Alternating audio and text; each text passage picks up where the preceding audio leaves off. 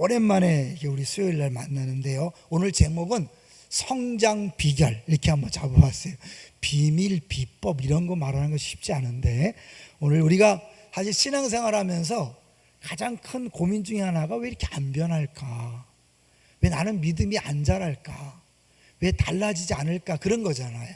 사실 이게 살아있다면 달라지는 게 당연한데 달라지지 않는 것은 뭔가가 문제가 있는 거죠. 오늘은 그 문제를 두 가지 측면에서 이렇게 한번 찾아보려고 그래요. 제일 먼저 속도보다 더 중요한 게 뭐라 그랬죠? 방향이라 그랬죠. 아무리 빨리 달려도 방향이 틀리면 빨리 달리는 것만큼 손해가 되는 거죠. 엉뚱한 방향을 가면. 마찬가지로 우리 신앙생활에 성장이 없는 이유 중에 하나가 뭐냐면 엉뚱한 방향으로 열심히 신앙생활을 한다는 거예요. 그게 오늘 본문에 보면 이제 우리 19절을 볼까요? 19절 같이 읽어봅니다. 시작. 머리를 붙들지 아니하는지라 온 몸이 머리로 말미암아 마디와 힘줄로 공급함을 받고 연합하여 하나님이 자라게 하심으로 자라느니라. 결국 모든 성장이나 은혜나 그 원천이 머리이신 예수님인데 그 예수님을 향하지 않고 엉뚱한 것을 향해서 신앙생활을 열심히 하는 경우가 있다는 거예요. 사실 우리 교회가 이제 만 13년이 지났어요. 오늘도 우리가 순장 모임에서 잠깐 나눴지만 사실은 아이들이 우리 교회 와서 태어나서 초등학교 들어가고 중학교 되고 고등학교 되는 걸 눈에 보이잖아요. 그 아이가 생명력이 있는 한 시간이 지나면 달라질 수밖에 없는데 왜 영적인 부분은 그렇지 않을까? 진짜 근본적인 문제에서 빗나간 거죠. 예수 그리스도를 붙잡는 게 아니라 다른 것을 붙잡는데 다른 게 뭘까요? 쉽게 얘기하면 자기의 방법, 육체의 방법을 붙잡는 거예요. 이 골로새서 전체에서 바울이 경고하는 거를 간단히 정리한다면 자력 구원이라는 방향으로 달려가지 말라는 거예요. 자력 구원. 또 우리 이제 후원자 수양회 때는 계속해서 말씀드리는데 모든 종교와 기독교의 차이점이 뭐라 그랬죠? 자주 말씀을 드렸던 것 같은데 모든 종교와 기독교의 차이점 뭐죠? 모든 종교는 자력 구원을 이야기해요. 네가 열심히 노력해서 구원을 받아라. 근데 이게 이제 유대인에게는 율법이었고 이방인들에게는 초등학문이다 이렇게 우리 주일날 들었잖아요. 바울이 얘기할 때 때로는 율법이라고 그러고 때로는 초등학문이라는 게 뭐냐면 유대인들에게는 이게 믿음이 아닌 율법으로 구원받으려고 한 것이고 유대인 아닌 모든 이방 사람들 기독교의 모든 종교나 철학이나 모든 것들은 다 자기의 노력과 방법으로 구원을 얻고자 하는 거죠. 구원이 있을까요? 없을까요? 없죠. 왜냐하면 우리 스스로 구원받을 수 있다면 은혜가 필요 없는 거니까. 그런데 이제 기독교 뭐예요? 기독교는 타력 구원이라고 그러죠. 타력 구원. 그래서 결국 여기에 은혜로 구원을 받는 건데 다른 말로 믿음으로 구원을 받는다. 그러니까 결국 은혜, 믿음 이거는 뭐예요? 율법은 행함이니까 행함과 반대되는 것. 그러니까 사실은 우리가 엉뚱한 방향 간다는 게 뭐냐면 끊임없이 자꾸 내가 뭔가를 행함으로 구원을 받고 뭔가를 행함으로 하나님 앞에 복을 받고 뭔가를 행함으로 하나님 앞에 더 가까이 나간다. 이런 것들이 끊임없이 거짓 교사들이 이야기하고 이단들이 얘기하고 다른 종교들이 얘기하는 거예요. 근데 이거를 사람들이 너무 쉽게 넘어가요. 왜 그럴까요?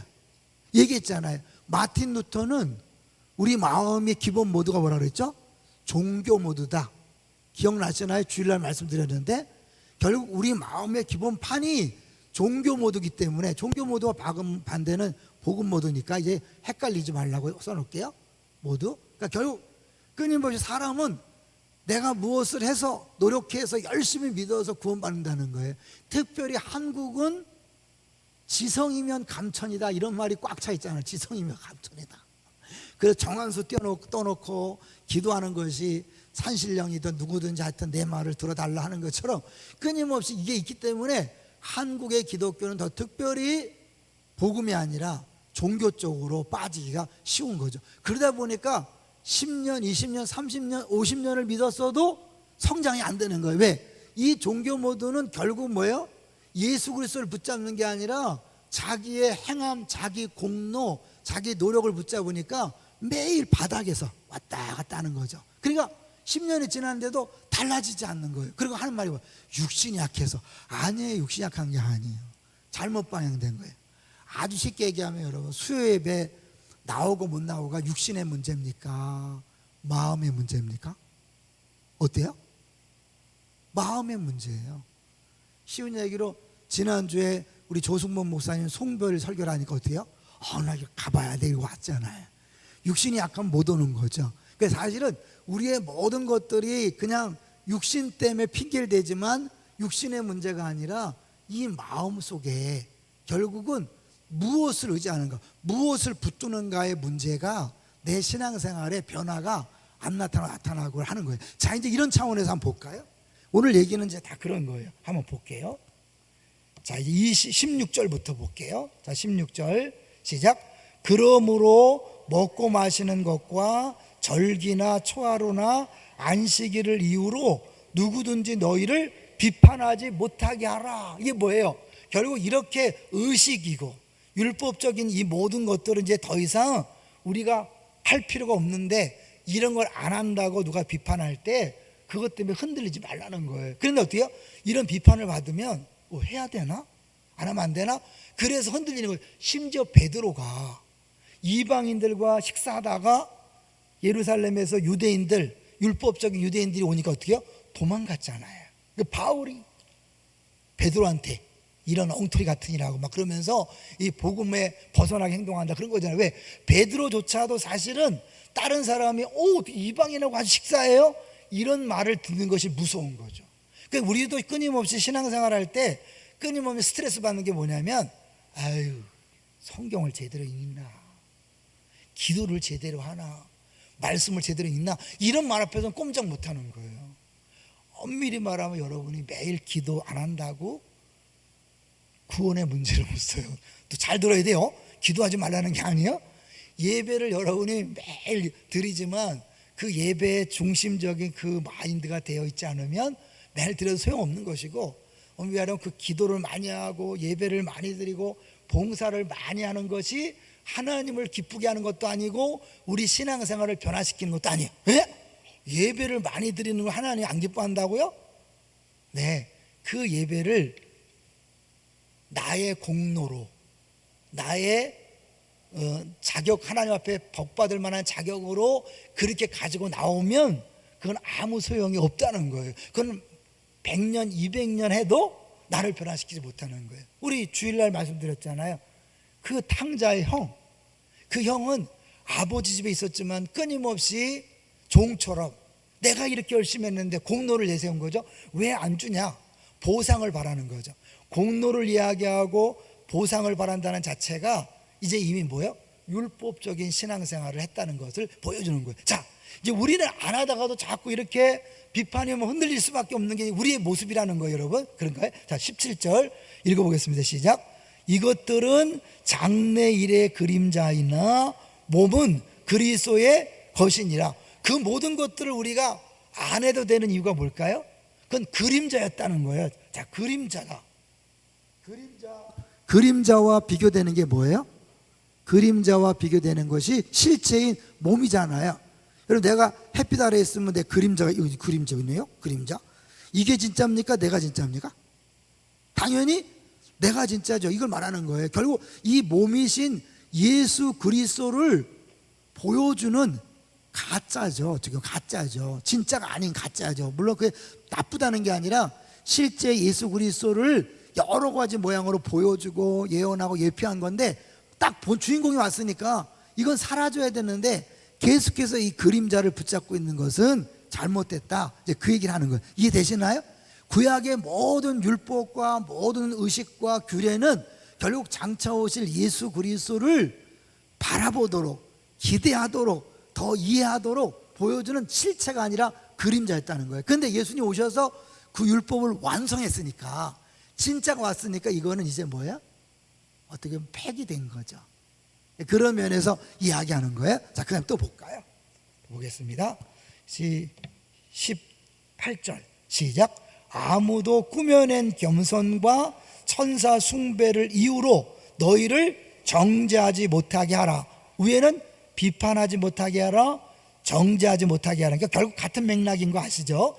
계속해서 그가 그 본 곳에 의지하여 그 육신의 생각을 따라 헛되이 과장하고, 그러니까 결국 이제 이 실체를 얘기하는 거예요. 이 율법 모두 행위 중심, 이게 다 뭐냐면 결국 뭐예요? 눈에 보이는 것을 의지하는 거예요. 좀 전에 우리 기도하신 집사님도 잘했죠. 우린 눈에 보이는 것에 계속 마음을 빼앗기게 돼 있어요. 율법이다, 초등학문이다, 다 뭐냐면 눈에 보이는 것을 의지하는 거예요. 최소한 이 정도의 돈은 있어야 돼. 우리 자녀가 최소한 이런 고등학교는 가야 돼. 이 정도 학력은 있어야 돼. 이런 데는 취직해야 돼. 우리 딸과 아들의 결혼 상대는 이 정도는 돼야 돼. 이게 다 뭐예요? 눈에 보이는 걸 의지하는 거예요. 사람들이 나에 대한 평가를 이 정도는 해줘야 돼. 나한테 이런 대우를 해줘야 돼. 뭔가 당연하다고 느끼는 모든 것들이 다 결국은 초등학문이고 율법인 거죠. 그러니까 눈에 보이는 자격을, 조건들, 왜? 사람들은 그걸로 평가하니까. 여러분, 우리들의 이 세상은 우리들의 하나님 나라는 세상과 분명히 다른 거예요. 믿습니까? 그들은 그걸로 평가해요. 사람은 외모를 보거니와 하나님 중심 본다 그랬죠? 사람은 뭘 보는 거예요? 외모를 봐요. 그러니까 당연히 여러분, 잘생긴 사람은 점수 따고 들어가잖아. 왠지 착할 것 같잖아. 이쁜 사람은 왠지 거짓말할 것 같고, 근데 속는 거죠. 그렇지 않은 거죠. 더 사기꾼들이 더 멋있게 보이고 막 그럴 때 있잖아요. 근데 세상은 그런 거예요. 그러니까 우리도 자꾸 이 세상을 따라가다 보면 초등학문처럼 최소한 이 정도는, 예수를 믿지만 이 정도는, 이게 제일 어려운 게 자녀 결혼시킬 때 그 배우자를 정할 때 갖고 있는 기준이 있잖아요. 말로는 믿음만 있으면 된다지만 믿음만 보나요? 어느 정도는 가정도 보고 뭐 막 이렇게 보잖아요. 그게 뭐냐면 우리도 모르게 초등학문 율법적인 거죠. 하나님이 살아계시고 하나님이 알아서 한다면 그런 게 문제돼야 안 돼요? 문제 되던데요. 네, 맞아요. 문제 돼. 왜냐하면 충분히 사랑받고 자란 사람하고 사랑받지 못하고 상처받은 사람은 결혼 생활에 분명히 달라요. 그런데 우리 좋으라고, 우리 편하라고 결혼하는 게 아니거든요. 지난주 우리 조정무선 학생 같은 것처럼 우리 기독교인의 모든 궁극적인 모든 건 뭘 위한 거라고요? 구원을 위한 거. 그러니까 결국 우리 자신만을 위해서 조건을 따진다는 자체가 초등학문이요, 율법이요. 근데 그런 것이 내 안에 들어있는 한 우리는 변하지 않는 거죠. 죄송하지만. 왜요? 궁극적인 선에서 진짜 예수를 만난 게 아니에요. 우리도 모르게 기독교라는 종교를 믿는 거예요. 불교나 이슬람교나 기독교나 그런 차원에서는 다른 게 없다는 거예요. 이 기독교의 다른 건 뭐냐면 그런 눈에 보이는 조건, 자격이 아니라 다 뭐예요? 은혜다. 할렐루야. 뭐예요? 하나님이 주시는 것을 한다. 사람이 떡으로만 살 것이 아니요, 하나님의 입에서 나오는 말씀한데 뭐예요? 하나님이 주시는 걸 산다는 거예요. 믿습니까? 그러니까 결국 자기 조건을 안 따지다 보니까 사람이 어떻게 거기서 믿음이 성장하는 거예요. 근데 이게 아니니까 뭐야? 자, 열심히 믿다가도 딱 사람이 실망하면 나 안 해. 조금 환경이 어려워지면 나 다 그만둬. 왜요? 그 뿌리는 뭐냐면 뿌리는 하나님이 아니야. 눈에 보이는 조건, 자격이, 환경이 나를 지탱해 온 거예요. 그게 이제 뭐야? 결정적인 순간에 와르르 무너지니까 다시 시작하는 거죠. 기독교에서 이런 말 하면 안 되지만 공든탑이 와르르 무너지는 것처럼 그건 잘못 쌓은 거죠. 모래에 쌓은 집 같은 그런 거죠. 이해되시나요? 그렇게 그 부분에서 우리가 기초가 확실해야 시간이 지날수록 믿음이 자라는 거죠. 자, 계속해서 볼까요? 자, 그래서 그는 본 것에 의지하여 육신의 생활도 헛되이 과장하는 거. 왜? 누가 더 잘하냐, 누가 더 크냐, 누가 더 멋있냐, 이 싸움을 하니까 어떻게 해요? 입만 열면 폼냥 뻥을 치는 거죠. 더 멋있게. 내가 옛날에는 왕년에는 왕년 얘기 막 하는 거죠. 넘어가겠습니다. 자, 19번. 그러니까 19번이래. 19절이 제가 헷갈렸어요. 겉에 과장하고 결국 그건 뭐예요? 그 눈에 보이는 거 의지하고 육신을 생각을 따라 과장하는 것은 결국 뭐야? 뭘 붙들지 못하는 거예요? 19절. 머리를 붙들지 아니하는지라. 이 모든 은혜와 모든 생명력, 능력은 머리이신 그리스도에게 오는데 궁극적으로 우리는 뭐예요? 다른 것을 붙잡고 있으니까 이 은혜가 실제적인 생명력이 나에게 공급될 수가 없는 거죠.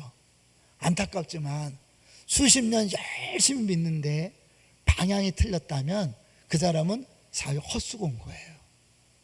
어떤 게 헛수고라고 그랬죠? 다시 얘기하지만 나 중심으로 내가 원하는 것, 내가 바라는 것, 다른 사람과 비교해서 이 정도는 있어야 된다고 하는 수많은 것들, 그런 것들을 내가 붙잡고 있는 한 예수 그리스도는 없는 거죠. 그러니까 바울이 이걸 알기 때문에 어떻게 해요? 내가 모든 것을 똥으로 여긴다, 배설물로 여긴다라고 하는 게 그거예요. 왜 하나님이 이스라엘 백성을 굳이 바벨론 포로로 끌려가게 했을까요? 그들이 의지했던 것들이 아무 소용이 없다는 것을 느끼게 하는 거예요.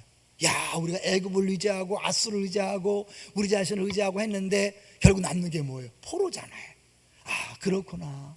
우리가 하는 게 아니다. 그런데 70년 만에 하나님이 신기하게 고레스를 들어서 세계 역사를 변화시키면서 해방시키니까 야, 하나님이 진짜네. 그러면서 하나님을 의지하는 게 이게 믿음이잖아요. 하나님 지금도요, 모든 것을 합력하여 선을 이룬다. 지난주에 한 것처럼 그게 뭐 선이 뭔 거예요? 하나님 보시기에 좋은 거라 그랬죠. 하나님 보시기에 좋은 거 뭐예요?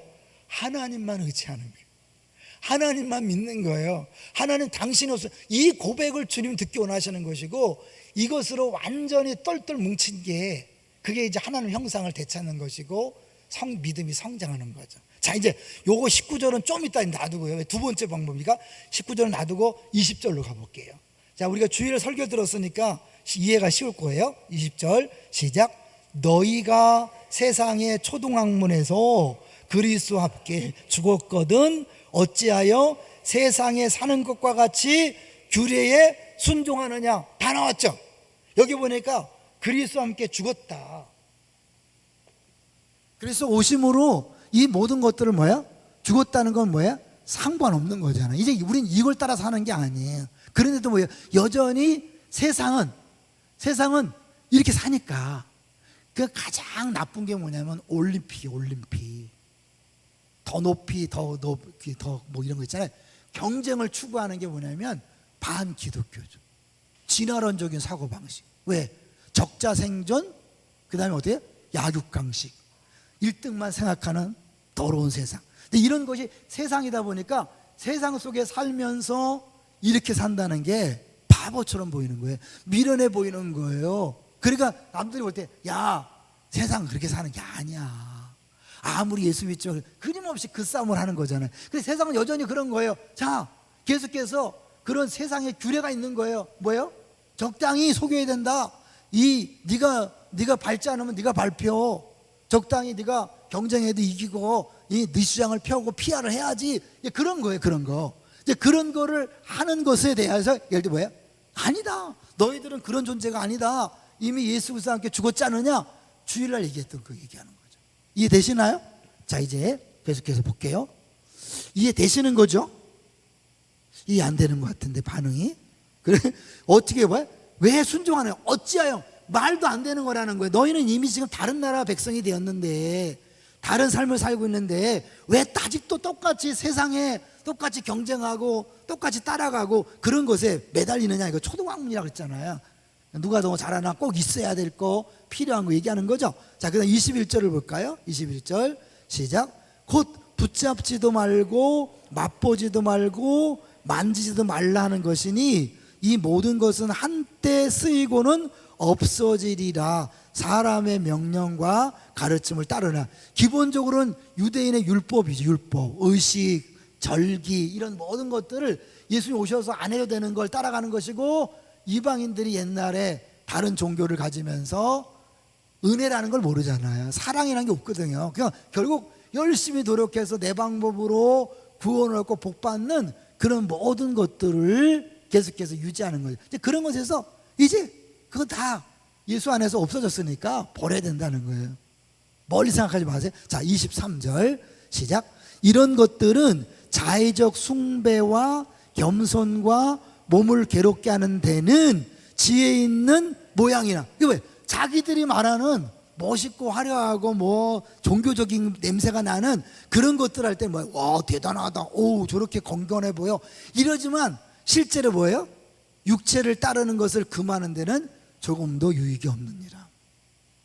성경책을 이렇게 사실은 딱 이렇게 끼고 주일 한 번도 안 빠지고 11조 꼬박꼬박 내고 모든 예배 다 참석하고 기도하는데 여전히 아내에 대하여 막 화를 내고 애들한테 막 분노하고 교회에서 막 싸우고, 이거 뭐야?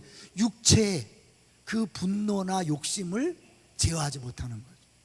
뭐든지 경쟁하면 이겨야 되고 내 의견을 포기할 수 없고 끝까지 가야 되고, 이게 뭐냐면 육체를 따르는 것을 검지하지 못하고 그걸 하지 못하고 달라지지 않은 거죠. 왜 똑같아? 맨날 똑같아. 10년 매도 왜 똑같아? 이런 소리를 듣는 게 이거예요. 분명히 예배를 열심히 참석했고 처음에 예배 참석했어요. 찬송 열심히 했어요. 기도 때마다 울면서 기도했어요. 막 금식도 했어요. 그런데 그 모든 것들이 결국 이 부분이라면 신앙생활에 아무런 유익이 없다. 동의하시나요? 우리가 그 사실을 좀 아프지만 철저하게 인식하셔야 돼요. 지금 만약에 인식하지 않으면 앞으로 10년 뒤에 똑같은 거예요. 20년 뒤에도 똑같을 거예요. 그런 모습을 보는 아이들이 볼 때 뭐야? 우리 엄마 아빠를 보니까 하나님은 안 계시다. 왜? 엄마 아빠가 맨날 똑같잖아. 그럼 어떻게 해요? 엄마 아빠가 믿는 저거는 우리 엄마 아빠도 못 변화시키는데 내가 믿으면 뭐하나? 여러분, 사실은 기독교의 능력은 사람을 변화시키는 능력이잖아요. 믿습니까? 그러니까 와, 어떻게 저 사람 변했지? 그 변한 건 결국 행동인데, 행동은 그 안에 있는 그 마음이 변한 거거든요. 근데 그 마음이 언제 변하냐? 사실은 이제 열심히 막 노력해서 막 참아야지, 인내해야지, 용서해야지, 그게 아니라요, 우리 마음속에 두려움, 다시 얘기하지만 이 부끄러움이 해결되어야 눈에 보이는 행동이 달라지는 거거든요. 자, 이 두려움은 두 개는 뭐였죠? 죄로운 결과라 그랬죠. 이 죄의 문제가 예수 그리스도로 알면 확실히 해결받은 사람은 두려움이 사라져요. 부끄러움이 사라져요. 그리고 예를 들면 이 부끄러움이 사라지면 아내가 한마디 했다고 막 싸우지 않는 거예요. 물론 순간적으로 막 욱할 수 있죠. 그런데 그래 뭐 아내가 그 말 했다고 약간은 뭐 살아있는 사람이니까, 그지만 이것 때문에 내가 무슨 뭐 바보가 되고 천체가 되는 거 아니니까 내가 뭐 다시 할 수 있죠. 이 두려움도 뭐냐면 누군가 나를 공격하잖아요. 두려움이 있는 사람은 반드시 대항을 해야 돼. 그 사람을 깔아뭉개야 돼. 왜? 가만 놔두면 나를 잡아먹을 것 같잖아요. 그러니까 결국 우리들의 모든 그야말로 죄, 인간관계의 어려움들은 그 뿌리를 보면 이 두려움이에요. 이 두려움 때문에 내가 선빵을 내리는 거야. 선빵 때리는 거야. 그리고 어떻게 한 대 때리면 두 대 때리는 것이고, 한 번 울겨? 알았어, 안 봐.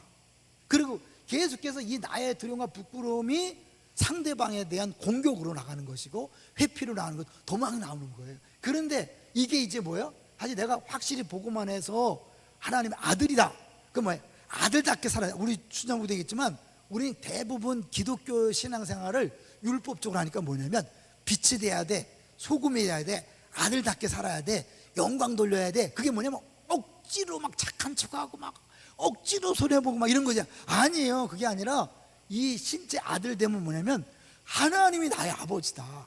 그러니까 내 인생을 책임지고 보호한다. 할렐루야. 그러기 때문에 다른 사람이 나를 공격해도 천만인이 나를 둘러치려 해도 난 까딱없다, 이런 마음이 있을 때 상대가 공격해서 막 같이 막 그룹을 짜서 막 대항하고 하지 않고 한 번 말하면 막 두 번 쏴대고 이러지 않는 거예요. 내가 옛날에 왜 이빨이었다고 그랬어요? 지지 않으려고, 나의 부끄러움을 인정하지 않으려고, 예? 상대방을 더 먼저 하는 거죠. 근데 제가 이 부분이 해결된 건 뭐냐면 하나님이 나를 사랑한다는 게 확실해지면서 이게 해결되기 시작했어요. 그런데 사랑한다고 느끼는 것뿐만 아니라 이제 그 다음에 진짜 좀 더 해결되는 건 그 다음의 문제예요. 볼까 이제 진짜 중요한 거, 진짜 중요한 거 할게요. 자, 이제 본문을 보십시오. 아까 미뤄뒀던 19절에 우리 뭐 셀을 하는 교육이기 때문에 19절을 너무나 잘하는 건데 한번 이제 보겠어요. 이 부분은 방향 문제를 여태까지 했다면 실제적으로 구체적인 매뉴얼, 우리가 성장할 수 있는 매뉴얼을 보는 거예요. 19절 시작. 머리를 붙들지 아니하는지라 온 몸이 머리로 말미암아 마디와 힘줄로 공급함을 받고 연합하여 하나님이 자라게 하심으로 자라느니라. 그러니까 그 모든 생명력, 능력, 은혜는 어디서 오는 거예요? 주님에게서 오는 거예요. 그러니까 우리가 뭐든지 끝나고 나서 주님이 하셨습니다, 주님이 하셨습니다 할 수밖에 없는 게 뭐예요? 모든 원천은 머리이신 예수예요. 믿습니까? 끝까지 한 얘기는 뭐냐면 정작 그 머리이신 예수를 붙드는 게 아니라 엉뚱한 걸 붙들었기 때문에 아무리 열심히 기도하고 아무리 열심히 봉사하고 아무리 많이 금식해도 뭐예요? 방향이 잘못됐으니까 은혜가 안 오는 거예요. 죄송하지 마. 엉뚱한 뒷다리를 긁은 거, 남의 뒷다리를 긁은 거예요. 이제 방향을 딱 잡았어요. 이제 정말 예수를 붙들었어요. 그 다음에 뭐냐면 그 예수님이 우리에게 일방적으로 1대1로 다이렉트로 은혜를 주고 생명을 주는 게 아니라는 걸 아셔야 돼요. 요새 뭉쳐야 찬다라는 거 아세요? 뭉쳐야 찬다 보나요? 죄송해요. TV 프로그램을 얘기해서 죄송한데 제가 그걸 보면 느끼는 게 많아요. 거기 이봉주라고 있어요. 마라토너. 얼마나 체력이 좋은지 공격 갔다가 수비 갔다가 막 뛰어다녀. 근데 아무 소득이 없어. 왜냐면 기본을 몰라. 수비의 기본도 모르고 공격도 기본을 모르니까 걔를 쫓아만 다니는 거야.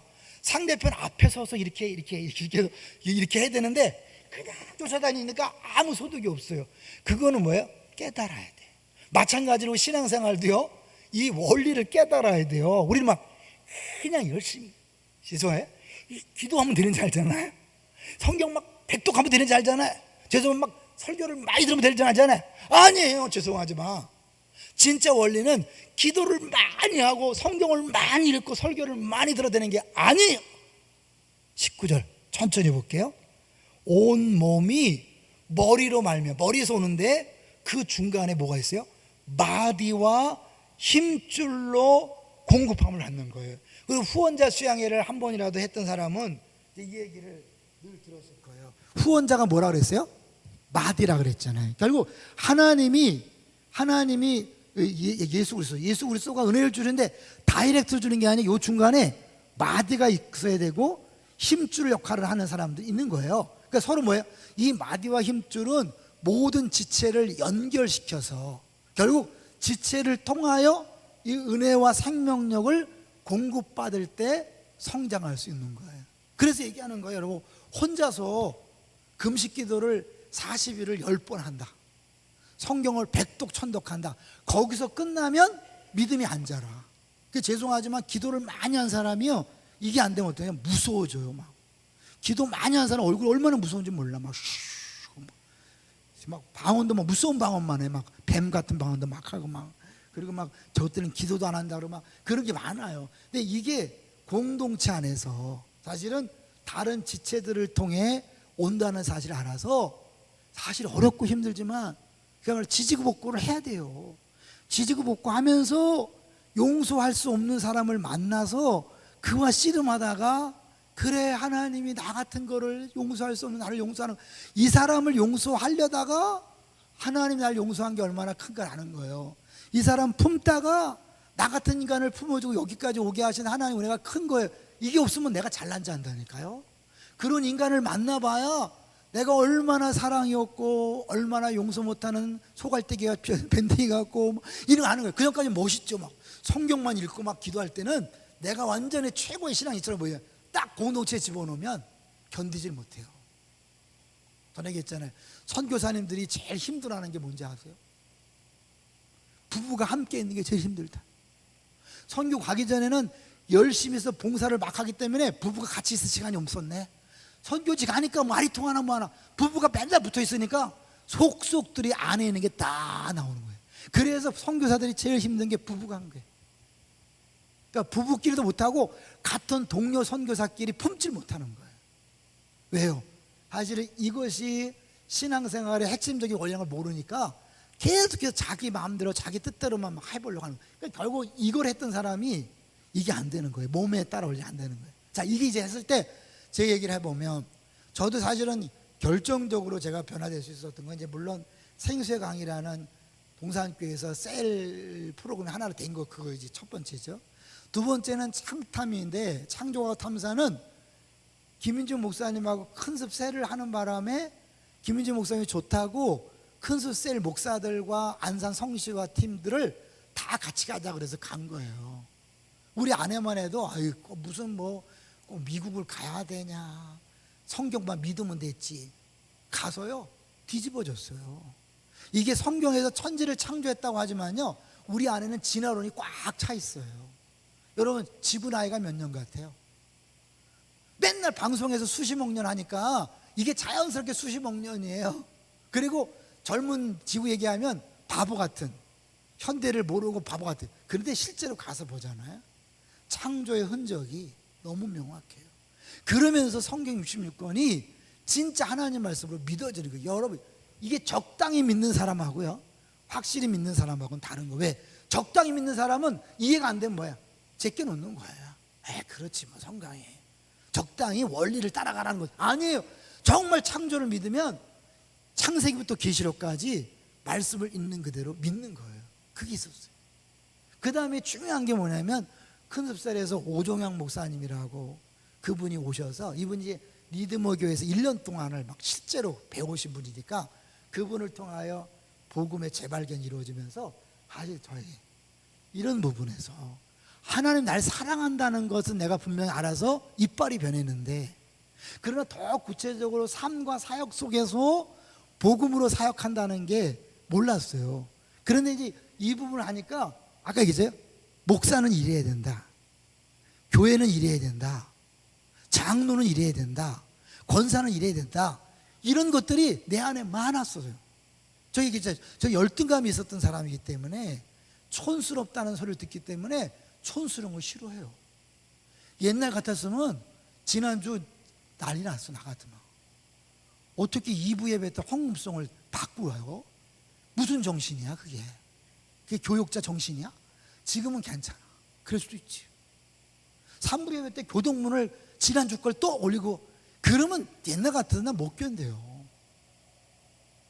근데 그게 뭐냐면, 명분이 뭐냐면, 어떻게 하나님 앞에 예배 드리는데 그렇게 시시하게 드리냐, 정성을 다해야지. 그런데 그 정성을 다해야 된다는 그 이면에 보면 뭐예요? 목사가 뭐하냐, 담임 목사가 얼마나 시시하면 대개 부교육자들이나 직원들이 저렇게 경털이냐, 이런 소리 듣기 싫어서 쪼는 거예요. 왜요? 사람들은요 교회 문제 방송 안 들리고 막 그러면 맨 처음 실무자지만 결국 담임 목사를 욕하거든요. 뭐하냐 담임 목사 리더가. 제가 다 당하는 거예요. 그런 부분에서 옛날에 못 견뎠어요. 근데 진짜 복음을 하면서 내 안에 그런 것들이 종교 모두고 우상이라는 걸 아는 거예요. 그래서 내가 남들이 담임 목사 뭐하냐, 내 그 소리를 듣고 실수한 사람을 품어주는 게 진짜 필요한 거지, 내가 그 소리 듣기 싫어서 하면 당장에는 나는 후련할지 모르지만 그건 아닌 거죠. 여러분도 마찬가지. 나름대로 신앙생활하면서 교회는 이래야 돼, 목사는 이래야 돼, 뭐 이런 것들이 꽉 차 있어요. 근데 그게 전혀 문제의식이 없는 거예요. 그건 다 뭐냐면 우리 안에 율법이고 초등학문이에요. 제가 이게 팀켈러 목사님 전에도 얘기했잖아요. 그 비서가 목사님하고 사역하는 게 너무 행복하다는데 굉장히 큰 충격 중에 충격이었어요. 대개 여러분 한국교회 유명하다는 목사님들 겉은 멋있지만 그 가치라는 부교육자를 들어보면 100% 욕합니다. 왜요? 그렇게 멋있는 사역 대형교회 하기 위해서는 시시하게 하면 안 돼요. 부목사들을 잡아 죽여야 돼요. 저 표현이 좀 그런가요? 여러분, 그래야 막 빠릿빠릿해갖고 해서요 신방도 한 번 더 가고 막 철저하죠. 그런데 풀어주면요 한없어요. 그럴 수밖에 없어요. 저도 하기 좀 알아요. 그런데 그걸 위해서 내가 멋진 교회, 대형교회, 멋있는 거 알게 모르게 이거 있는 거죠. 눈에 보이는 것에 의지하여 왜 세상의 규례를 따라가는가? 그 다음 점점 더 크고 화려하고 멋있는 걸 추구하게 돼 있어요. 저 옛날에 그런 거 무지 좋아했어요. 리더십, 서울시 전체를 놓고 설교하는 거 이런 거 꿈꾸고 그랬어요. 지금은 다 쓰러졌어요. 바보가 됐어요. 이빨 빠진 호랑이가 됐어요. 그런데 지금 행복해요. 왜? 최소한 내가 말씀을 가르친 대로 살아야 되잖아요. 그렇죠? 온유해라, 겸손해라, 포기해라, 사랑해라, 품어주라. 그러면서 나는 막 예배를 예배답게 드리고 교회를 교회답게 한다는 명분하에서 한다면 아니거든. 요새 참 결론이 어떻게 될지 모르지만 조모 씨, 조 씨들 죄송해요. 조모 씨 그렇게 바른 소리 막 빵빵하다가 본인 문제가 막 터지잖아요. 차라리 그 소리 안 했더라면 괜찮을 거예요. 아마 넘어갔을 거예요. 워낙 바른 소리를 많이 했는데 거기 다 걸리는 거잖아요. 잘못하면 목사가 바른 소리하고 설교하기 때문에 내가 괜찮은 사람, 그런 사람 착각하는 거 아니에요. 설교한 게 아니라 설교한 대로 살아가야 진짜예요. 여러분 마찬가지예요. 여러분 한국 기독교 함부로 욕하지 마세요. 여러분 욕한 것만큼 사셔야 돼요. 다른 사람 욕한 것만큼 사셔야 돼요. 사람들 이 사람을 욕하면서 정작 자기 공동체에서 적응을 못해요. 이 사람 욕하면서 자기는 다른 사람 품지 못해요. 욕한다는 자체가 이미 그 사람보다 더 나는 잘못을 하고 있는 거예요. 왜? 그 사람을 품지 못하고 용서하지 못하고 이해하지 못하는 거잖아요. 근데 우리는 이건 아니라는 거야. 왜? 이건 나는 정의의 편이고 의의 편이고 말씀 편이니까 괜찮다는 거야. 아니, 그걸 넘어서 진짜는 뭐예요? 예수를 닮아가는 거예요. 믿습니까? 예수를 닮아가는 게 뭐예요? 사랑이신, 자기 몸을 내어주신 그 사랑을 닮아가는, 제자들의 발을 씻겨주신 그 사랑을 담는 거예요. 여러분, 그 제자들의 발을 씻는다는 건 모든 수치와 모든 부끄러움을 담는, 멋있는 게 아니에요. 우리 세조식처럼 멋있는 게 아니에요. 은혜 주는 게 아니에요. 그 당시에 발을 닦아준다는 자체가 신분상 받지 않아요. 그 뭐예요? 모든 부끄러움과 모든 수치와 모든 더러움을 다 담당했다는 거예요. 그건 거의 십자가를 질 것을 미리 얘기하는 거예요. 십자가 할 때 박수 받은 게 아니에요. 망신당하고 네가 구원자라면 내려와 봐라. 그 소리 듣는 게 십자가예요. 그 예수의 십자가를 믿는다면 우리가요 조금 망신당하고 부끄러움당하고 오해당하고 싫은 소리 들을 때 어떻게 해요? 어떻게 나한테 이럴 수 있습니까? 십자가를 모르니까 그렇죠. 예수님 십자가 자체가 수치요 부끄러움이요 고난이라면 기독교는 고난은 당연한 거예요. 수치와 부끄러움은 당연한 거예요. 믿습니까? 그런데 그것을 기본적으로 모르니까 예수를 믿는다면서 조금만 부끄러움을 견디지 못해요. 조금만 내가 망신당하면 견디지 못해요. 질 수 없어요. 손해볼 수 없어요. 그리고 그것 때문에 열을 내요. 전혀 문제의식을 못 느껴요. 아니에요. 그 자체가 예수를 모르는 거예요. 십자가를 모르는 거예요. 기초가 안 된 거예요. 시작이 안 된 거예요. 너무 무거울 수 있어요. 저는 제가 예전에 너무 목사 같지 않은 삶을 살았기 때문에 이 얘기를 할 수 있어요. 저를 결정적으로 변화시켰던 건 진짜 복음을 깨달으니까 머리가 아니라 가슴으로 깨달으면서 더 깊이 내 안에 뿌리 깊은 것들을 자꾸 드러내요. 지금도 완전한 게 아니죠. 지금도 끊임없이 갈등합니다. 어디까지 가야 될까? 죄송하지만 담임 목사로서 내가 이것까지 내려놔야 되는가? 교회 말이 꼴이 안 되는 거 아닌가? 너무 담임 목사보다 너 앞서가는 거 아닌가? 이것이 참아야 되는가? 남들이 볼 때 굉장히 무능한 담임 목사를 볼 수 있을 거예요. 그러나 일이 아니라 공동체의 하나됨이 중요하고 품고 기다리고 말씀대로 살아가는 게 중요하다면 내가 지금 어떤 소리를 들어도 기꺼이 갈 수 있는 것, 그걸 해야 말씀 따로 삶 따로가 아니라 말씀대로 살려고 애를 쓰는 저 모습이 신앙생활이구나. 최소한 그걸 보여줘야 되는 거 아니에요. 저는 그래서 이 길을 가고 있습니다. 여러분이 볼 때 무능해 보이고 연약해 보이고 담임 목사가 왜 저러냐? 네, 담임 목사기 때문에 마땅히 힘을 써야 되고 마땅히 결정해야 되고 담임 목사가 원하는 대로 가야 된다면 당연히 장로님이니까 장로님대로 해야 되고 장로님의 뜻대로 해야 되고 마찬가지로 권사님은 권사님 뜻대로 해야 되고 안수집사 안수집사 뜻대로 해야 되는 거예요. 완장을 차는 순간 그 완장을 행세를 해야 되는 거예요. 담임 목사가 그 부분에서 내려놓지 않으면 장로님도 권사님도 안수 집사님도 부장님도 순장님도 이거는 그 리더의 권한이지. 이거는 양보 못하지. 이건 아니지. 왜요? 교회와 하나님 나라를 위해서. 정말 그럴까요? 그거 안 되면 하나님은 역사 못할까요? 아니에요. 모든 것이 합력하여 선을 이룬다는 것에는 정말 말도 안 되는 하나님의 아들이 죽는, 부끄러움을 당하는 메시아가 가장 연약한 모습으로 죽는, 정말 이해 안 되고 해석이 안 되는 그런 일이 있어야 구원이 이루어지는 거예요. 지금 우리에게 당하는 말도 안 되는 일들, 정말 어려운 일들 여러분 잘 감당하세요. 그 사이에 내가 변화될 것입니다. 정말 예수를 닮아가 될 것입니다.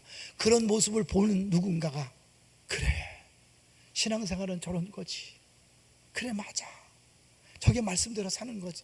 그래서 나의 아픔은 잠깐이지만 누군가가 변화된다면 그 변화된 사람 때문에 또 누군가가 변화되고, 그 때문에 또 누군가가 변화되고, 그것이 작은 자가 천을 이루고 약한 자가 강국을 이루는 것이지요. 나 때는 빛이 나지 않을 수 있어요.